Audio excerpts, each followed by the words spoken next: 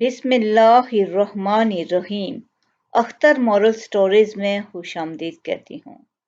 ایک بوڑھا بیمار ہوا، اس نے اپنے سب رشتہ داروں کو بلا بھیجا اور ساتھ وکیل کو بھی بلا بھیجا۔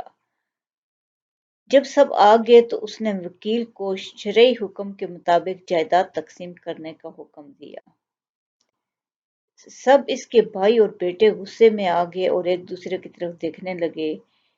تلخ ہو کر بھائی بولا، یہ نہیں ہو سکتا، اس طرح تو ہماری جائیداد غیروں میں چلی جائے گی۔ سب نے اس کی تائید کی اور کہا کبھی نہ ایسا ہوا ہے اور نہ ہونا چاہیے کہ جائیداد بیٹی کو دی جائے جو کہ غیروں میں ہے۔ تمہاری بیٹیاں تو غیروں میں بیاہی ہیں۔ بوڑھا مسکرایا اور وکیل سے تقسیم کرنے کا کہا۔ وکیل نے اسبات میں سر ہلایا اور کاغذات نکال لیے۔ اور اس سے پہلے کہ جانچ پڑتال کرتا بھائی بولا، لڑکیاں غیروں میں تم نے دے دیں، اب جائیداد بھی غیروں میں دے دو گے؟ بوڑھا مسکرایا اور بولا، بیٹیاں میرا خون ہیں، جن کی شادی مجھ پر فرض تھی۔ میں نے بہترین رشتہ دیکھ کر دی۔ اب جب کہ میں زندگی گزار چکا ہوں، جانے کا وقت قریب ہے، تو میں اپنی آخری ذمہ داری ادا کر کے جانا چاہتا ہوں۔